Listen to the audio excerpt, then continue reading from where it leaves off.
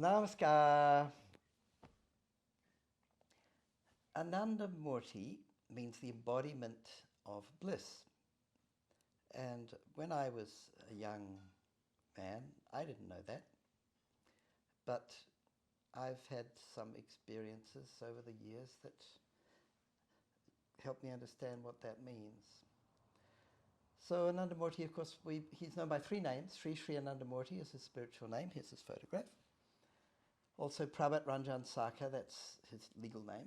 And we call him Baba. Baba means beloved. It's a term of affection or endearment, quite common in a spiritual context in India.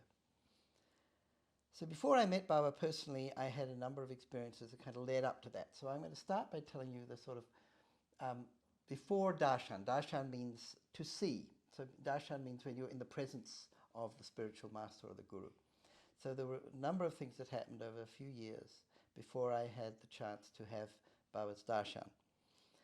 And let's wind back to 1975, New Zealand. I was 19 years old. I was at university.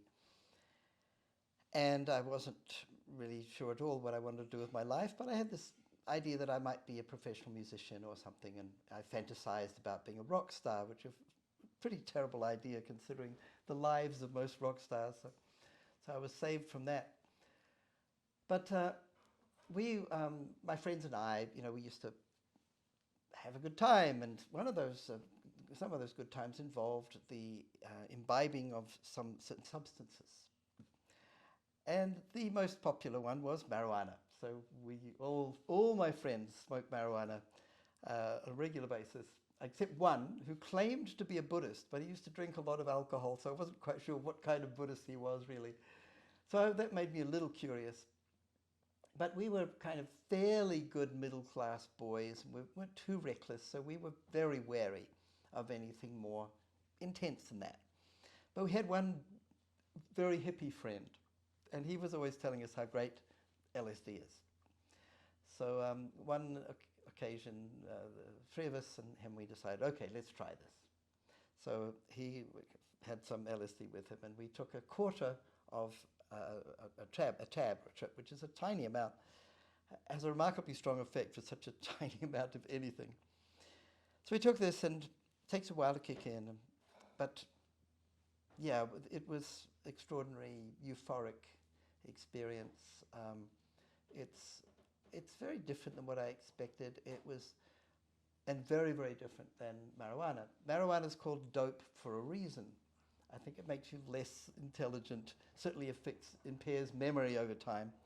LSD was made you feel the opposite. You feel like some kind of super person, and everything's very light, and you have this impression that you're some kind of spiritual genius, which is, of course, delusional to some degree, but it's very clear. It's a feeling of great clarity, and we had this experience which I felt was wonderful. It was really strange. It was 11 hours, so a quarter of a tab. We were tripping for 11 hours. I felt like it was longer than the entire rest of my life.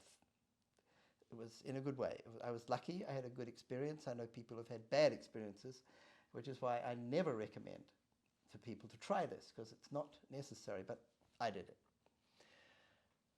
So then about a month later I took it again, and it was similar, but and very, very positive experience. And that evening, it mostly worn off, and I was sort of fairly normal state. But then this feeling started coming back, and it was a bit different. It was just a feeling of intense joy or bliss. And it was growing stronger and stronger, and I didn't know what was happening. So I went into a room. I felt like I wanted to be by myself. And I was sitting there, and this feeling of bliss or ecstasy got more and more intense. And then I felt this force take hold of my body, and I said some words in a language I didn't understand, which I'm pretty certain was Sanskrit. And then this vision of light appeared before me. Now, prior to this, I was an atheist. From that instant onward, I was not. And it was just this, like an entity, like the sun is in front of you, but it's radiating limitless love, not just light. And it was the most beautiful thing I'd ever experienced by an order of, many degrees of magnitude.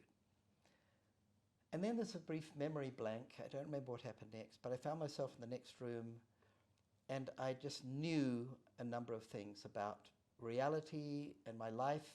And I had a kind of set of instructions, which I remember very clearly. The first was that I should never take drugs again. So I found that a little reassuring, because I thought, okay, that's probably a good sign. The second was that this feeling of limitless bliss and awareness and love was what people are talking about when they talk about God or enlightenment or divinity, and that it's something universal that's always been there, and I had just been lucky enough to get a major dose of it. And that this was the purpose of existence, of human life, was to seek this, and that this should become permanent, the normal state. And that the path to that involves meditation. So these are the instructions. So this is the goal, the path of Dharma, the way to get there, the key to that is meditation. And the next piece was very interesting. I understood that I'd been contacted by a yogi in India. Now, I knew nothing about India, about yogis, about meditation. I'd never read a single spiritual book, but I knew this. And that I knew that this yogi had some mission to bring a new wave of spiritual awareness into the world, that this had had a dramatic effect on human history and civilization, and that he had contacted me through this experience, and that it was a call. It was a calling, as they say, and I had to. This was what I was going to be pursuing for the rest of my life. So that, and it just seemed undeniable. It was like, it wasn't something I imagined. It was just like the instructions. These instructions for my life had been injected into my brain, and that was it.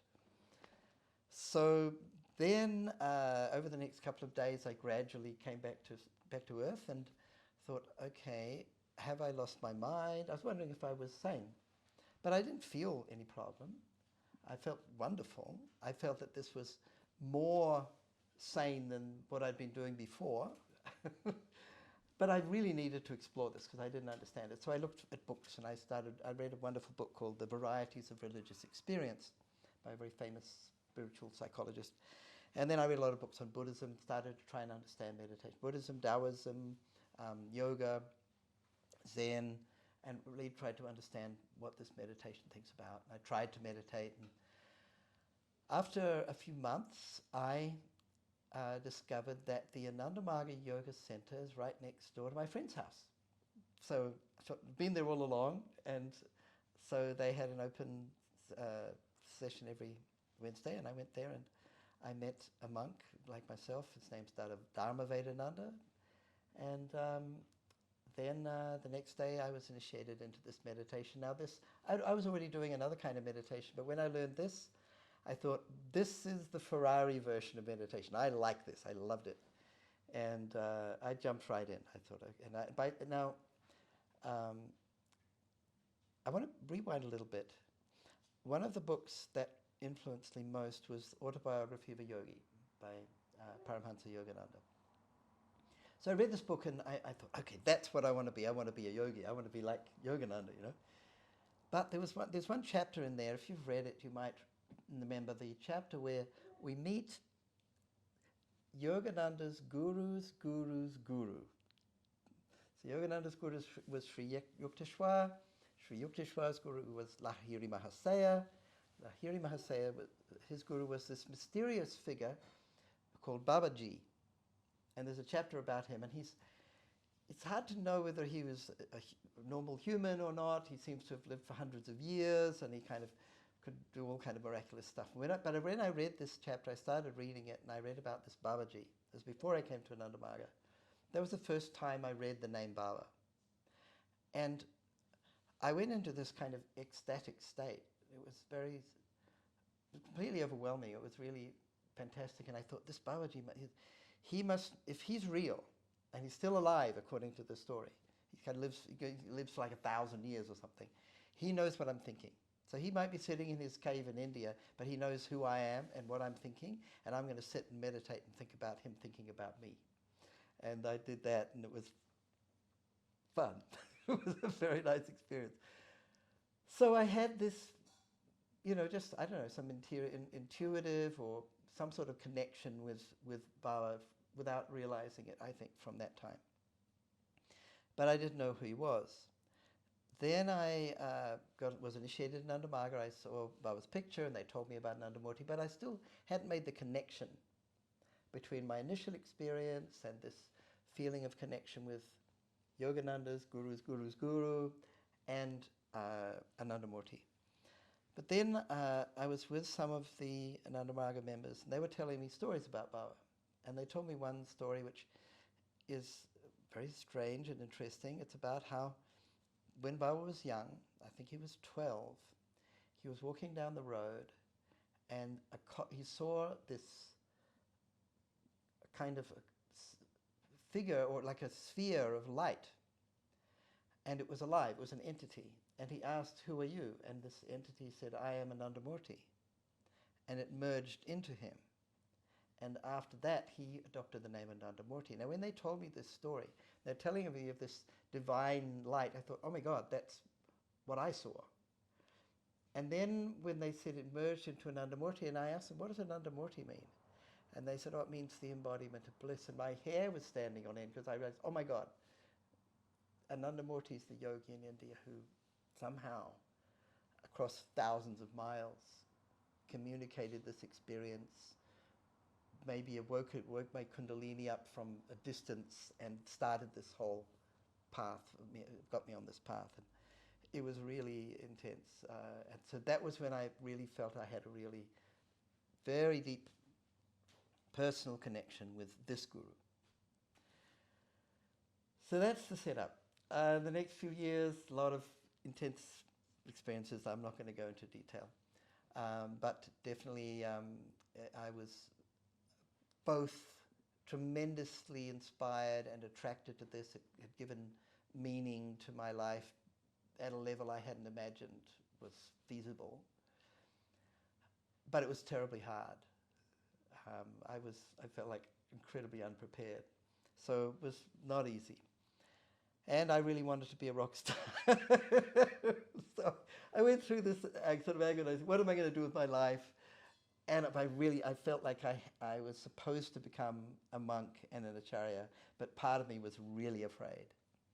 So I went through that for a few years, and in 1979, I finally took the jump and I bought a one-way ticket to India to see Baba. Oh, by the way, during this period, I'd started writing songs. Prior to being in Nandamaga, I was a pianist, and I used to write bad poetry. And then a bit later on, when I started playing the guitar to play kirtan, I started putting it together and I started writing songs. And the first song I wrote was actually about this initial experience. It's called The Fire Dragon, in case some of you come across it.